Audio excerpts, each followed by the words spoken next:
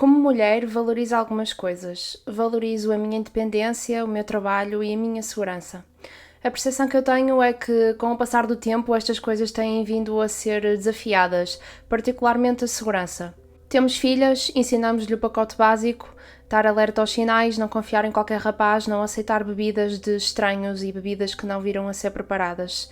Temos filhos, ensinamos-los a respeitar as amigas, a terem em consideração as opiniões e os sentimentos delas e a quando virem alguma coisa que esteja a deixar as raparigas desconfortáveis, falar e defendê-las. Fazemos estas coisas todas bem e temos a consciência tranquila porque sabemos que depois mais tarde os nossos filhos vão crescer e vão se tornarem homens que respeitam as mulheres e que zelam pela segurança das mesmas.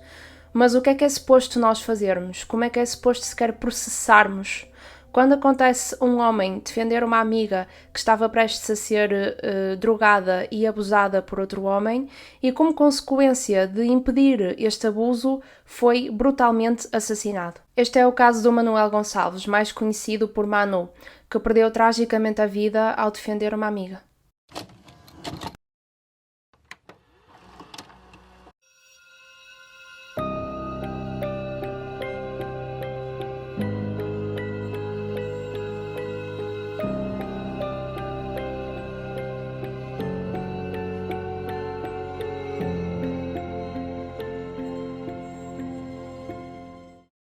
Antes de começarmos o caso de hoje, queria avisar que ao longo do episódio vou dizer a palavra alegadamente várias vezes. E isto não é de todo porque eu não me acredito nas testemunhas que estavam lá naquela noite, nem porque não me acredito nos amigos e na família do Manu, é simplesmente porque até o momento em que eu estou a gravar o vídeo, ainda ninguém foi formalmente condenado pelo homicídio, apesar de já haver um homem que está neste momento em prisão preventiva a aguardar o julgamento. Por isso, quando ouvirem a palavra alegadamente, não pensem que é porque eu não me acredito, porque eu acredito, é mesmo por causa desta questão legal. Tendo em conta isto, vamos então avançar para o episódio de hoje. O Manuel Gonçalves nasceu em 2005 em Andorra, mas quando andava no primeiro ciclo, os pais decidiram que queriam regressar a Portugal, então a família veio morar para cá, mais especificamente para Braga. Desde que se mudaram para Portugal, o Manuel andou sempre no mesmo agrupamento de escolas, o agrupamento da Dona Maria II. E na altura que ele foi assassinado, em 2025, estava a dias de fazer 20 anos. Ele andava apenas no 12º ano da escola secundária da Dona Maria II. O Manuel era tratado pela família e pelos amigos como Manu, e é desta forma que nos vamos referir a ele ao longo do episódio. Os amigos do Manu descrevem-no como um jovem extremamente comunicativo, muito carinhoso, muito protetor, que gostava mesmo que os outros à volta dele estivessem bem, e ele tinha um bom coração, no final do dia era o que isso era. Ele dava-se bem com toda a gente e ele era alegria, era força, era motivação. Os professores dizem que o Manuel era um menino que mais tarde se tornou um jovem e depois um homem que era muito afável, bem disposto e motivado, e ele tinha muita facilidade em fazer amizades, tanto com as pessoas da idade dele, como com os professores, como com os funcionários da escola, e ele dava-se bem com toda a gente. Muito bem disposto e, acima de tudo, solidário com os colegas, muito solidário. O Manu estava a estudar para ser técnico de serviços jurídicos, ou seja, tratar de coisas administrativas em sítios como tribunais, cartórios e escritórios de advogados. No entanto, a verdadeira paixão e sonho do Manu era ser polícia.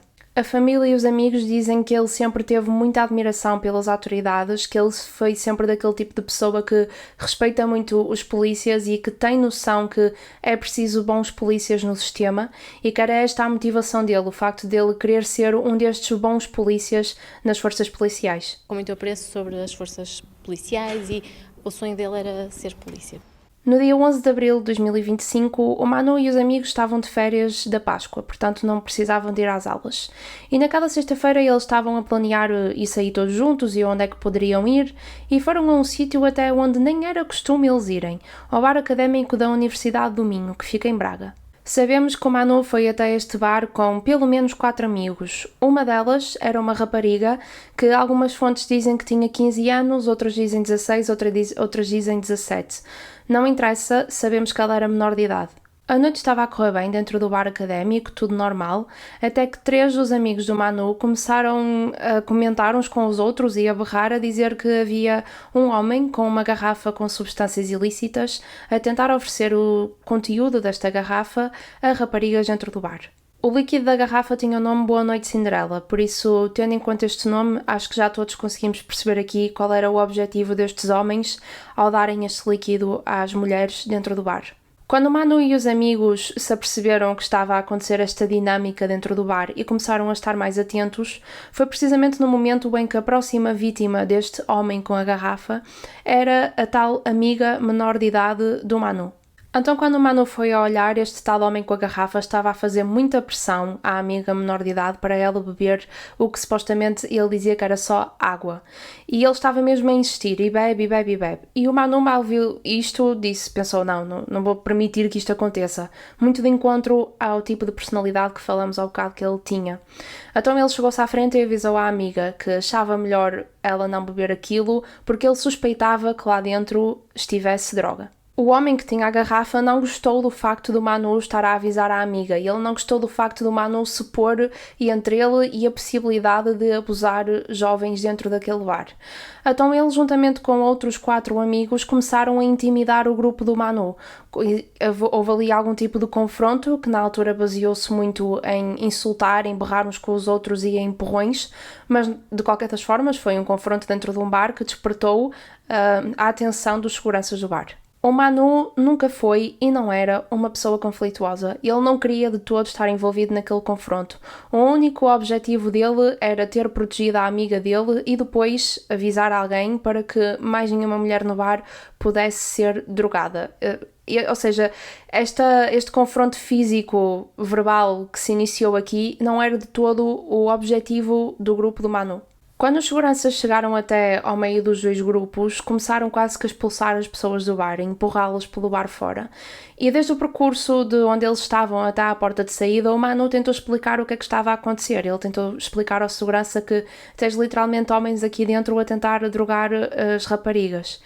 E, alegadamente, segundo as testemunhas que estavam lá, também amigos do Manu que ouviram esta interação, o segurança respondeu ao Manu que ele não podia fazer nada porque o grupo que estava a causar problemas e a tentar drogar raparigas e que se tinha agora metido com o Manu eram amigos do gerente do bar. Segundo os pais de Manu, que eu acredito que obtiveram esta informação a partir de testemunhas que ouviram esta interação, o segurança, enquanto estava a expulsar o Manu, estava-lhe a dar pancadas nas costas e a dizer-lhe não te armes em herói. Às 3h34 da manhã, o Manu já estava do lado fora do bar e ele decidiu ligar ao namorado da irmã, que era um agente da PSP, portanto era alguém que ele já respeitava pelo seu cargo, e ele ligou-lhe a pedir conselhos, a explicar a situação e o que é que ele fazia agora. E o namorado da irmã dele, que era uma irmã mais velha, disse-lhe que o melhor seria mesmo ele chamar a polícia para eles irem lá e controlarem a situação e até mesmo apanharem estes tais homens que estariam a tentar drogar raparigas. Foi precisamente isto que o Manu fez. Ele mal desligou a chamada com o namorado da irmã, ele ligou à polícia. No entanto, passado poucos minutos, saiu o outro grupo dentro do bar, o grupo conflituoso, que andava a tentar drogar as mulheres.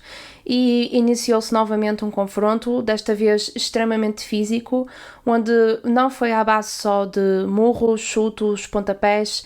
Aqui envolveram-se coisas mais perigosas, por exemplo, utilizaram garrafas de vidro para tentar atacarem-se uns aos outros e, do nada, no meio daquela confusão, o homem que andava com a garrafa dentro do bar a tentar drogar as raparigas, alegadamente, pegou numa faca e esfaqueou o Manu 2 vezes. Uma vez no peito, outra vez no braço direito.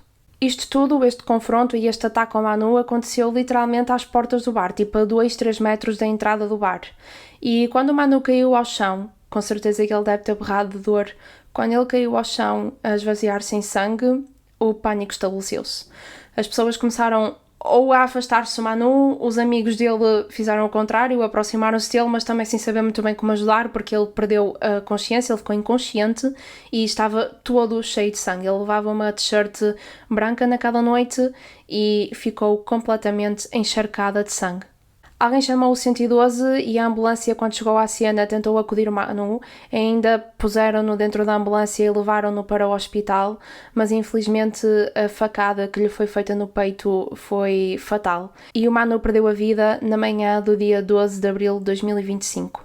Alegadamente, segundo testemunhas, o homem que deu a facada ao Manu aproveitou a confusão de quando ele caiu ao chão e toda a gente começou aos berros e estabeleceu-se o pânico para fugir.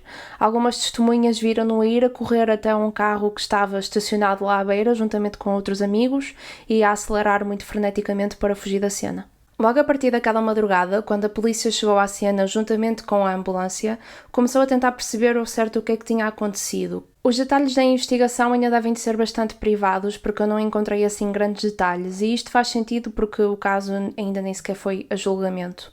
Mas sabemos algumas coisas relativamente à cena. Sabemos que a polícia encontrou um relógio de pulso, todo partido, à beira do corpo do Manu, e que a família e os amigos disseram que não era do Manu, portanto a polícia assumiu que pertencia à pessoa que lhe tirou a vida. E também sabemos que toda a gente, todas as testemunhas e os amigos do Manu que viram o homem que o esfaqueou, descreveu da mesma forma. Um homem que tinha o sotaque brasileiro, moreno, com o cabelo castanho, com uma certa altura, uma certa aparência física, toda a gente deu a mesma descrição. A partir destas informações e da descrição física a partir das testemunhas, a polícia conseguiu ao longo de alguns dias chegar ao nome Mateus Marley Machado, um homem de 27 anos. Foi então que se iniciaram as buscas pelo Mateus, e até que no dia 17 de abril, 5 dias depois do assassinato, a polícia encontrou o Mateus numa terrinha, mesmo ali próximo da fronteira com Espanha. O que fez com que a polícia criasse logo a hipótese de que o Mateus estava a tentar fugir do país para não ser preso pelo assassinato do Manu. A polícia ficou a saber que nos últimos dias ele estava numa casa abandonada lá naquela aldeia a 300 km de Braga, e eles achavam que ele ia tentar fugir porque quando o encontraram estava com ele uma mochila e lá dentro tinha alguns bens pessoais e também bilhetes de autocarro para ele ir até Madrid. Mas, no entanto, dentro da mochila eles não encontraram assim mais nenhuma prova, por exemplo, a arma do crime. O comunicado que a PJ lançou na altura da detenção dizia: das diligências ininterruptas, entretanto realizadas pela PJ, foi possível identificar, localizar e deter o agressor, já que se encontrava em fuga, escondido numa zona isolada no interior do país e a preparar-se para fugir para o estrangeiro. O Mateus foi apreendido neste mesmo dia que foi encontrado, dia 19 de abril, e teve de prestar declarações perante um juiz de instrução criminal no sábado seguinte, no Tribunal de Vila Nova de Famalicão. E, na altura, o juiz achou que era melhor o Mateus ficar em prisão preventiva, precisamente por considerar que ele era um perigo de fuga. Também é importante referir que, em tribunal, o Mateus manteve a sua inocência. Ele disse que não conhecia o Manu de lado nenhum, que nem sequer esteve envolvido num confronto físico ou verbal que se iniciou dentro do bar, porque é que ele haveria de estar envolvido no homicídio. Isto, as palavras mais ou menos dele. Inicialmente, o advogado do Mateus era um homem chamado António Falé de Carvalho. O António é um advogado penalista e já o é há cerca de 40 anos. Ele tem experiência tanto a representar arguidos como vítimas em crimes considerados muito graves. Por exemplo, ele é o advogado que representa a família da Mónica Silva, aquela mulher que estava grávida que desapareceu em Mortosa em outubro de 2023. E digam por favor nos comentários se gostavam que eu fizesse um episódio sobre este caso. Quando o Mateus foi apreendido, este advogado dele, o António Carvalho, falou, ele disse mais ou menos aquilo que o Mateus disse, que ele nem sequer conhecia o Manu porque é que haveria de estar envolvido num confronto físico. O advogado do Mateus disse: Marley não matou o jovem, nem ninguém, nem participou em nenhuma rixa que aconteceu naquela noite. O meu cliente estava por perto, mas não teve qualquer intervenção, nem no homicídio, nem na rixa de que se fala. Quando o advogado do Mateus foi confrontado com o facto de que o cliente dele estava literalmente em fuga, ele estava em Castelo Branco com o propósito de fugir do país, ele respondeu: o meu cliente não estava em fuga, mas esteve sim sempre na casa dos pais da namorada. Ao longo do tempo, o advogado António Carvalho foi defendendo o seu cliente de várias formas, de vários feitios, o que não me interpretem mal. Eu sei que é obviamente o trabalho dele, ele também em muitos casos defende as vítimas, eu sei que é um trabalho, eu não estou obviamente a criticar o advogado por tentar fazer aquilo para o qual lhe pagam, que é defender o seu cliente, só estou aqui a constatar factos. Ele defendeu o Mateus de várias formas, ele disse, por exemplo, chegou a dizer a uns jornalistas que a faca que foi utilizada para esfaquear o Manu era do próprio Manu, que ele acreditava que a faca tinha caído durante o confronto físico e que depois alguém a utilizou para esfaquear o Manu. Alguém que não o cliente dele, obviamente. No entanto, quero deixar bem claro que para já não existem qualquer provas de que a faca pertencesse ao Manu ou a alguém do grupo do Manu. Eu sei que há uma possibilidade de que, principalmente nas redes sociais, está a ganhar alguma força essa hipótese, mas vamos nos manter nos factos e o facto para já, no momento em que estou a gravar isto, isso não é dado como provado. O advogado António Carvalho também disse que o único motivo pelo qual o Mateus era considerado o principal suspeito para este homicídio era por causa das redes sociais, que começou-se a criar o boato e ele é um cantor alegadamente conhecido, eu nunca ouvi falar dele, mas pelos vistos ele tocava algumas vezes as suas músicas na noite do Porto e que por esse motivo é que as pessoas começaram a apontar para ele e o nome dele surgiu a partir das redes sociais. Ele disse: o Marley estava lá perto, só que num local à parte. Ele não teve nada a ver com a situação. Tudo isso se ficou a dever a boatos, pois o meu cliente é músico, sendo por isso muito conhecido, começando a falar nele nas redes sociais. Entretanto, no dia 20 de maio, o António Falé de Carvalho, o advogado do Mateus, disse que ele já não ia ser mais o advogado do Mateus, que ele já não o iria representar daquele ponto para a frente. No entanto, ele não explicou porquê, porque é que ele ou quis sair ou saiu do caso, não sabemos porquê. E isto, desde o momento que eu estou a gravar, foi há tão pouco tempo que eu não sei dizer quem é o novo advogado de defesa do Mateus. Ao longo do tempo, desde a altura do assassinato, nós ficamos a saber algumas coisas relativamente ao Mateus. Então, o que nós ficamos logo a saber no início, aquele chamava-se Mateus Marley Machado, tinha 27 anos e era brasileiro. Antes de vir para Portugal, o Mateus esteve nos Estados Unidos da América, onde também deixou o cadastro. Ele cumpriu a pena de 2 anos e 3 meses de prisão efetiva por assalto à mão armada e na altura que ele foi libertado foi deportado novamente para o Brasil, pelos Estados Unidos da América. Mas ele não ficou lá muito tempo, passado uma questão de meses veio para Portugal. Ele veio morar para Portugal segundo o regime de manifestação de interesse. E o que é isto? O que é que isto quer dizer? Basicamente, este era um mecanismo que removia a necessidade de um cidadão estrangeiro apresentar um visto para entrar em Portugal. Ou seja, cidadãos estrangeiros podiam já morar em Portugal enquanto aguardavam que a sua situação ficasse regularizada. Depois essas pessoas tinham de pedir uma autorização permanente para poderem ficar a residir em Portugal, mas essa autorização é ou não aprovada dependendo de algumas coisas. Por exemplo, a pessoa tinha de ter ou um contrato de trabalho ou uma promessa de trabalho, tinha de estar inscrita na Segurança Social, tinha de comprovar que tinha meios de subsistência e alojamento e também não ter qualquer antecedente criminal. E o que é que isto quer dizer na prática? Quer dizer que uma pessoa que, por exemplo, não cumprisse uma destas coisas que eu acabei de referir, podia na mesma estar a morar em Portugal enquanto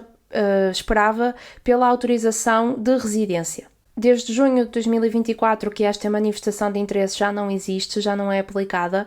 Agora uma cidadã estrangeira que queira vir para Portugal tem de apresentar previamente um contrato de trabalho ou promessa de trabalho. Não pode fazer esta questão de primeiro entrar e depois é que mostra estes documentos. As únicas pessoas que ainda podem utilizar o método antigo na manifestação de interesse são os cidadãos da comunidade de países de língua portuguesa. Mas no caso do Mateus, ele ainda conseguiu usufruir da manifestação de interesse porque ele veio para Portugal em meados de 2023.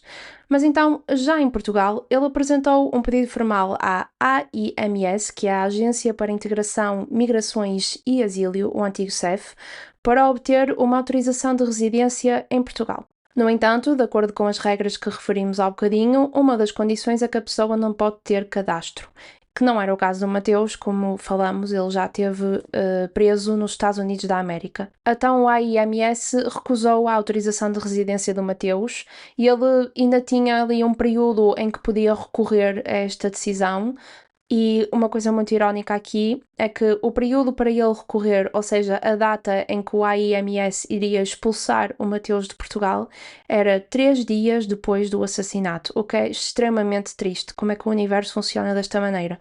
Ele ia ser expulso do país, supostamente, segundo o AIMS, 3 dias depois do assassinato. O Mateus morava em Vila Nova de Gaia, juntamente com uma namorada que, se não me engano, era búlgara, e ela tinha 17 anos. Esta diferença de idades, relembro que ele tinha 27, fala muito por si só, não é? E eles os dois eram vistos na vida noturna do Porto, como eu expliquei, aparentemente ele era um músico conhecido e por isso tinha bastante contacto com a vida noturna no Porto. Amigos e conhecidos do Mateus, entretanto, chegaram-se à frente do assassinato para contar que o Mateus era realmente um homem muito controlador relativamente à namorada e que, quando consumia álcool, tendia a ficar mais violento. Mesmo aqui em Portugal, antes daquilo que ele alegadamente fez ao Manu, o Mateus já tinha encontrado problemas com as autoridades. Em 2024, ele foi acusado e investigado pela Polícia Judiciária do Porto por ter abusado sexualmente de uma rapariga. No entanto, o caso foi arquivado porque esta mulher retirou a queixa. Também em 2024, o Mateus andou envolvido ali com um grupo de pessoas que andava pelo metro do Porto a roubar pessoas, e sabemos disto por causa dos relatórios da PSP. Como referi há pouco, o caso ainda está a aguardar julgamento. Neste momento, o Mateus está em prisão preventiva, mas o mais provável será que ele cumpra a pena dele e que depois seja deportado novamente para o Brasil. Acredito que ainda vamos ter de esperar um bocadinho para saber o que é que vai acontecer ao certo, porque se há coisa que sabemos é que a justiça aqui em Portugal anda ao passo do caracol, mas se existir alguma novidade, mesmo antes do julgamento ou depois o que é que saiu do julgamento, eu vou deixar um comentário aqui para quem esteja a ver o vídeo depois, daqui a algum tempo, possa saber ao certo o que é que aconteceu. Uma coisa que eu acho importante referir, no entanto, que provavelmente vai ser assunto do julgamento, é que o tal relógio partido que foi encontrado na cena junto ao corpo do Manu, que a polícia na altura achou que poderia pertencer à pessoa que lhe tirou a vida, eles depois fizeram análises e testes de DNA ao relógio e tinha lá DNA do Mateus. Entretanto, também foi encontrada a arma do crime, a faca que foi utilizada, e sei que neste momento estão-se a realizar testes e análises de DNA para também perceber se existem lá impressões digitais do Mateus ou o DNA dele. E lá está, é este tipo de detalhes que eu digo que depois eu irei deixar num comentário. Para além deste processo que está a decorrer pelo homicídio em si, os pais do Manu também pediram ao Ministério Público que fosse aberto um inquérito criminal para apuramento de responsabilidades relativamente da Associação Académica da Universidade do Minho, contra também o gestor do bar e o segurança do bar. Segundo os pais de Manu, a base deste inquérito é que todas estas partes tinham a responsabilidade de se assegurarem que os seus clientes estavam em segurança, incluindo o Manu, e este processo também refere a questão toda de lá dentro andar a circular a tal garrafa Boa Noite Cinderela e também depois o impacto que isto causaria às clientes mulheres dentro do bar. A Associação Académica da Universidade do Minho, o gerente do bar e o segurança estão a ser acusados do crime de omissão de auxílio. Da perspectiva de quem comete o crime de omissão de auxílio consiste em testemunhar alguém numa situação em que precisa de apoio, de ajuda. Ou seja, testemunhar alguém que está numa situação em que precisa de ser retirado do perigo da nossa parte, quer seja diretamente ou a pedir ajuda, por exemplo, a chamar o 112. No entanto, nós não o fazemos. E aqui um exemplo prático.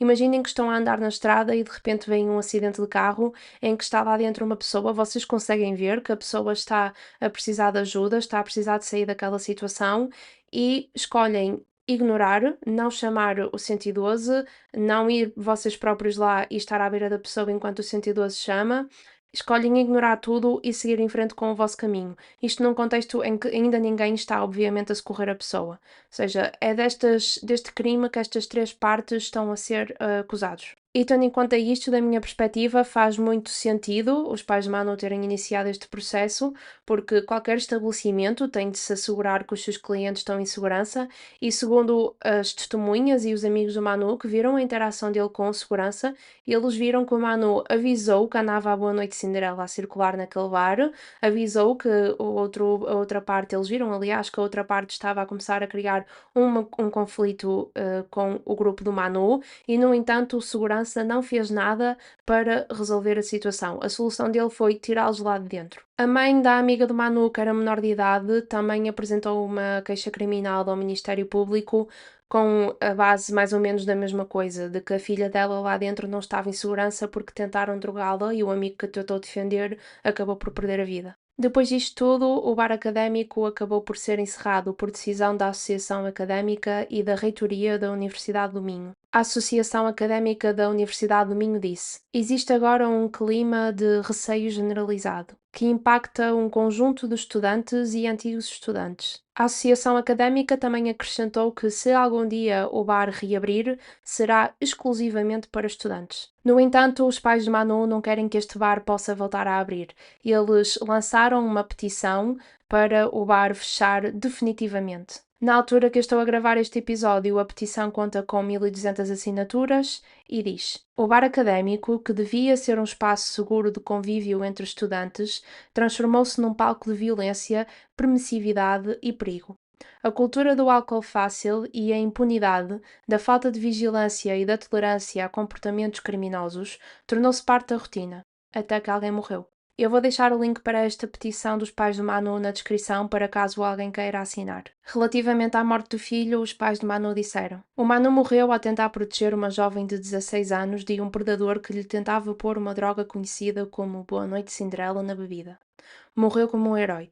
E, no entanto, morreu sozinho, abandonado por um sistema que permitiu que aquilo acontecesse. Quando os amigos, os colegas de escola, professores e funcionários da escola Dona Maria II, onde andava o Manu em Braga, souberam que ele tinha perdido a vida numa situação tão trágica, toda a gente ficou muito chocada e muito triste, porque ele era mesmo uma pessoa que toda a gente gostava.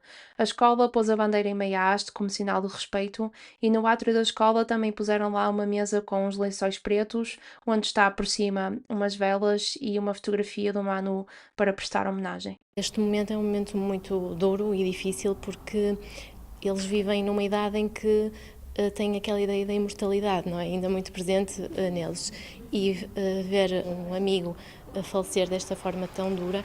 Os amigos do Manu dizem que a forma como ele perdeu a vida vai realmente muito em contra ao tipo de personalidade que ele tinha. Uma amiga disse: sim, sem dúvida, porque a atitude que ele tinha, principalmente com os amigos, principalmente com as meninas, que ele era bastante atencioso, e é isso que é de louvar, foi um homem. Uma professora do Manu disse: eu penso que o Manuel nos deixou uma mensagem silenciosa, da importância e do valor da escuta e do cuidado pelos outros. O funeral de Manu aconteceu na Igreja Nova de Voltar, no dia 17 de abril de 2025, que foi o mesmo dia que o Mateus foi apanhado pela PJ a tentar fugir de Portugal. No funeral estiveram presentes centenas de pessoas, familiares, amigos, conhecidos, colegas, professores, funcionários. Toda a gente foi lá para prestar a sua homenagem ao Manu e para apoiar a família naquele momento tão complicado, e muitos deles utilizavam uma t-shirt que na parte da frente tinha uma fotografia do Manu e na parte de trás dizia: serás sempre o nosso Manu. Nós já conseguimos perceber ao longo do episódio que o Manu era uma pessoa extremamente acarinhada por aqueles que o conheciam. Isto não me parece de todo um daqueles casos em que falam bem da vítima só porque sim, só porque é vítima. Nota-se aqui mesmo na forma como os professores e os amigos falam que há um carinho extra, que há muito amor envolvido. O Manu era um rapaz que se importava muito com aquilo que estava correto, sabia coisa que ele detestava era uma injustiça, especialmente quando esta injustiça envolvesse os amigos dele. E era estes traços na personalidade dele que lhe davam aquele tal sonho dele um dia ser polícia, que ele queria juntar-se às forças policiais, ser aquele polícia que fazia o que estava correto e poder ajudar os outros e poder apoiar os outros e fazer basicamente tudo aquilo que é suposto um polícia fazer. E é tão, mas tão triste quando vemos um caso de um jovem com um futuro tão promissor a perder a vida numa circunstância tão macabra e numa situação que, tipo, não faz sentido nenhum. Porque é que isto teve de acontecer? Em vários casos que já falámos neste canal, acabamos por falar de violência ou abuso que é feito contra mulheres. E nesses vídeos eu normalmente dou sempre uma mensagem aos homens que me estão a ouvir, porque como já sabemos, normalmente os homens que cometem este tipo de crimes são também os mesmos homens que acham que quando uma mulher fala destes assuntos está a ser histérica e tende a ouvir mais se for outro homem a falar. E eu deixo sempre no fim uma mensagem, tipo, para os homens que me estão a ouvir, se ouvirem alguém a maltratar uma mulher ou a deixá-la desconfortável, a abusar, qualquer coisa, para falarem, para se meterem no meio, para fazerem o que for preciso para proteger aquela mulher. E é tão triste porque foi precisamente isso que o Manu fez. Ele pôs-se no meio por proteger a amiga. Ele naquele dia fez com que a amiga não fosse abusada. Mas é muito triste que, como consequência disso, ele tenha perdido a vida. Eu, obviamente, não posso falar por todas as mulheres no mundo, mas eu posso partilhar os sentimentos das mulheres da minha família e as minhas amigas com quem eu discuti este caso. Nós todas achamos que o que o Manu fez foi incrivelmente corajoso. Ele não sabia o tipo de pessoa que ia apanhar quando defendeu a amiga, mas foi uma atitude que é de louvar o facto de ele ter defendido a amiga. Todas as mulheres com quem eu falei dizem que respeitam o Manu por causa da atitude que ele teve. Até mesmo os homens da minha família dizem que conhecem muitos homens que seriam covardes ao ponto de ver aquilo e não fazer absolutamente nada, como vimos, por exemplo, alegadamente o segurança do bar fez exatamente isso.